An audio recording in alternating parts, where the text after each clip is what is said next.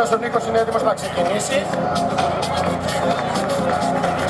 Είπαμε Προδρομίδης ο Κώστας να ετοιμάζεται.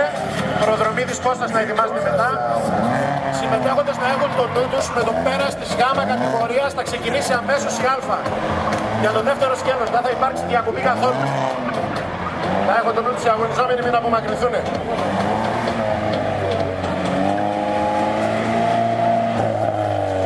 Άντα,